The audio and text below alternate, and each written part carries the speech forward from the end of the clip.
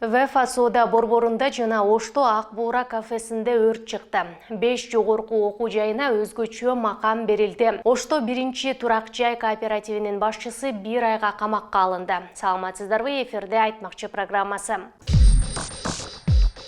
Бишкек шаарынын чоң ортосундагы Байтик Батыр жана Горький көчөлөрүнүн кесилишинде жайгашкан Вефа соода борборундагы өрт чектөөгө алынды. Өзгөчө кырдаалдар министрлигинин маалыматына караганда, өрт аба желдеткичтеринин биринен чыккан. Саат 14:13-тө өрт чектелди. Болжол менен 20 чарчы метр аянт күйдү. Борбордун соодагерлери коопсуз жайга чыгарылды. Өрттү өчүрүүгө саат 13:20-да Октябрь районунан 1 бөлүм тартылды. Өрт Ош шаарындагы Ак Буура кафесинде да болду.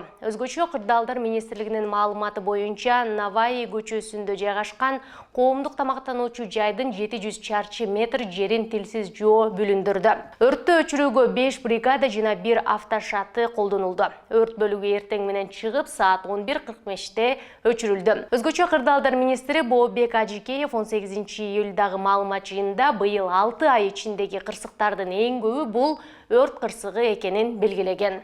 Это знают даже дети.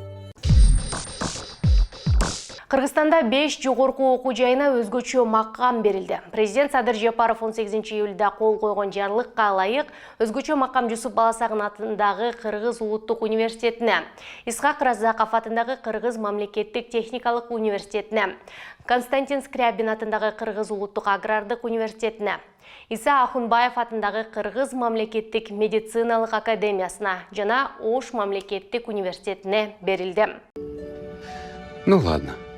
Жарлыкта айтылгандай, өзгөчө макам алган окуу жайларына кеңири уюштуруучулук, финансылык жана академиялык автономияны берүүнү көздөйт.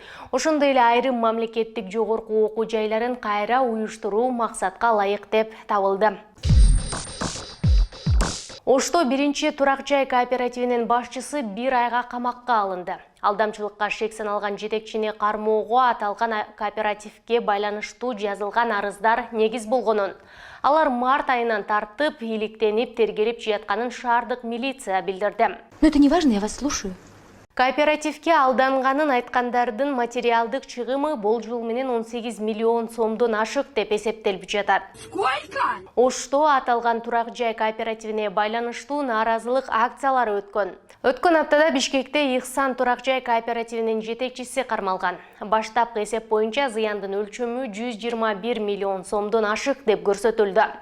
Что вы говорите? Нет, вы вдумайтесь в то, что вы говорите. Мындан тышкары Белый дом KG, SLine кооперативдерине алдангандардын да арыздары боюнча иштер тергелүүдө. Ушул жана башка жаңылыктарды кененирээк биздин социалдык тармактардагы баракчалардан окуй аласыздар.